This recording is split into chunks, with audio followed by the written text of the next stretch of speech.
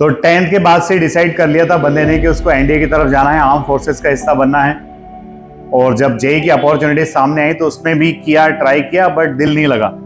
और दिल नहीं लगा तो जब दिल ना लगे दिलदार हमारी गली आ जाना, गाना सुना होगा आपने। अदर देन कॉपीज भरना, दिमाग भरना ज़्यादा ज़रूरी है, ऐसा मुझे लगता है। और प्रैक्टिस तो खैर रहती है, प्रैक्टिस करनी ज़रूरी है। कोई टॉपिक की उतनी प्रैक्टिस करो कि वो छप जाए दिमाग में।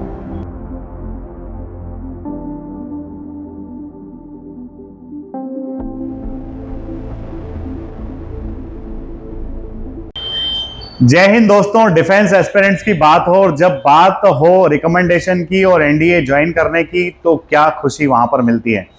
हमारे साथ में है धौम्य जोशी। धौम्य, आपका बहुत बहुत स्वागत है। Thank you sir. Dhaumya NDA 149 के लिए 17 एसएसबी बेंगलोर से रिकमेंड हुए हैं और मेडिकल भी इनका क्लियर हो चुका है। बंदा पढ़ने में बहुत टैलेंटेड है, मार्क्स बहुत अच्छे हैं, पर चूंकि जाना आर्मी में था इसलिए ही ऑप्ट आर्मी। और अब मुझे लगता है कि डेफिनेटली सारी चीजें फेवर में है। तो बंदा, जो मेरा कॉन्फिडेंस कह रहा है कि ये अंडर 10 रैंक लेके आएगा भाई। और निश्चित तौर पर जब एनडीए की मेरिट लिस्ट आएगी हम मिलेंगे उस मेरिट लिस्ट के बाद में। अभी हम लोग जानते हैं कि कैसे धौम्य की जर्नी रही, कैसे इसने एसएसबी के लिए प्रिपेयर किया, जो प्रिपरेशन किया वो प्रिपरेशन कितना काम आया, और एसएसबी जब एक्चुअल चल रहा था तो उस एसएसबी के दौरान क्या क्या ऐसी घटनाएं घटी जो आप लोग जानना चाहते हो। धोम, I welcome you again. Thank you sir. धोम, अब जब तूने एनडीए के बारे में सोचा तो कब से सोच लिया था? बच्चे यही सोचते कि पहले ये तो पता चले, एसएसबी तो बात की बात है, पहले ये पता चले कि एनडीए करना है तो कब से करना है? सर 10th का रिजल्ट आने के बाद ही मैंने डिसाइड कर लिया था कि मुझे यही फील्ड चुननी है। आसपास अपॉर्चुनिटीज इतनी थी नहीं, तो मेरा एक डाइवर्जन हुआ ज़रूर जेई की तरफ, बट मैं जैसे ही एग्ज़ाम पास में आया मैं वापस अपनी फील्ड पे आया। तो 10th के बाद से डिसाइड कर लिया था बंदे ने कि उसको एनडीए की तरफ जाना है, आर्म फोर्सेस का हिस्सा बनना है। और जब जेई की अपॉर्चुनिटी सामने आई तो उसमें भी किया, ट्राई किया, बट दिल नहीं लगा। और दिल नहीं लगा तो जब दिल ना लगे दिलदार हमारी गली आ जाना, गाना सुना होगा आपने। यही तुमने किया।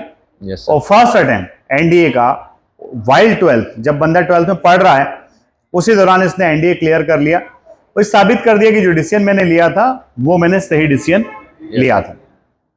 तो दोस्तों आगे बात करते हैं सबसे पहले मैथमेटिक्स की। धोम में मैथमेटिक्स में बच्चों को बड़ी परेशानी आती है।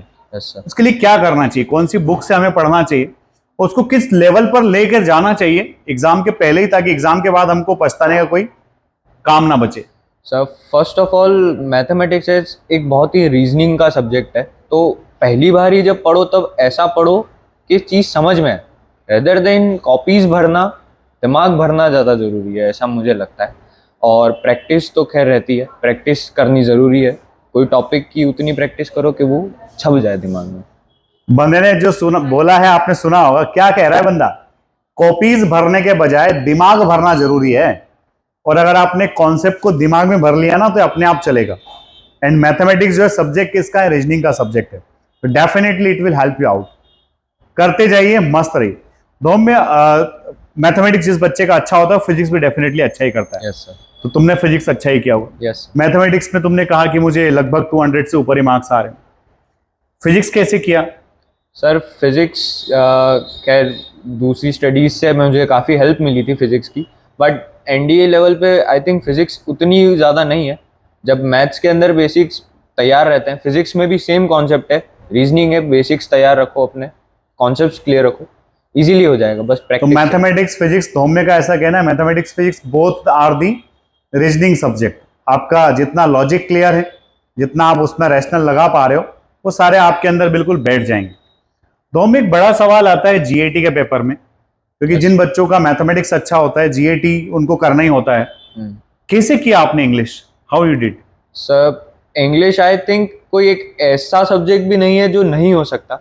अगर थोड़ा बहुत भी आपके प्रैक्टिस में है, थोड़ा बहुत भी अगर आपको कॉन्फिडेंस है, तो आप with in 30 days I think उस लेवल तक तो जा सकते हो कि आप आउट ऑफ 30 क्वेश्चंस तो अच्छे से अटेम्प्ट कर सकते हो। Out of 50 you can attempt 30 question in 30 days. बिल्कुल। तो पहले जब आप एफर्ट्स मार रहे हो, मैथमेटिक्स पे करो, फिजिक्स पे करो, सब कुछ अच्छा कर लो, उसके बाद इंग्लिश आप 30 डेज में कर सकते हो। भाई एक बात का ध्यान रखना, अपना असेसमेंट खुद कर लेना, क्योंकि ये बात धोम में बोल रहा है और अपने लिए बोल रहा है ना। तुम ये मत कहना कि धोमी ने बोला था इसलिए हम इंग्लिश क्लास के 30 डेज में पढ़ेंगे, जरूरी नहीं है ऐसा।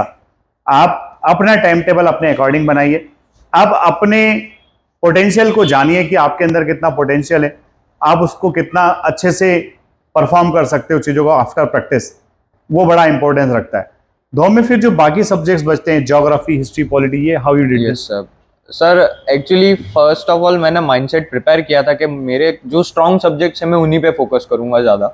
ऑब्वियसली उन्होंने छोड़ा नहीं था, बट जैसा कि दूसरे एग्जाम्स थे, टाइम की कमी थी, तो उस हिसाब से मैंने काम किया। मैंने पहले ही देख लिया कि फिजिक्स केमिस्ट्री से मैं काफ़ी ज़्यादा पोर्शन कवर कर सकता हूँ, इंग्लिश से मैं काफ़ी ज़्यादा कर सकता हूँ, और एसएसबी की भी प्रिपेयर करनी थी, तो करंट अफेयर्स भी थे, तो काफ़ी पोर्शन मैंने उससे कंप्लीट किया।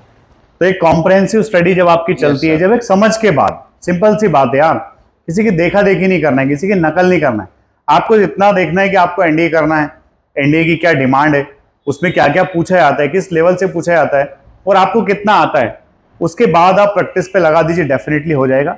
वो बंदे ने कर लिया, वो यकीन है पूरा पूरा कि 500+ मार्क्स जरूर आएंगे, और रिकमेंड तो बंदा ऑलरेडी हो चुका है। तो डेफिनेटली आप दुआ दीजिए यार AIR 1 आ जाए, क्योंकि हम लोग भी यही उम्मीद कर रहे हैं। ये थी हमारी रिटर्न की जर्नी, एसएसबी इंटरव्यू की इनकी जर्नी के लिए अगले वीडियो में फिर मिलते हैं। जय हिंद, जय भारत, इंकलाब जिंदाबाद, भारत माता की जय।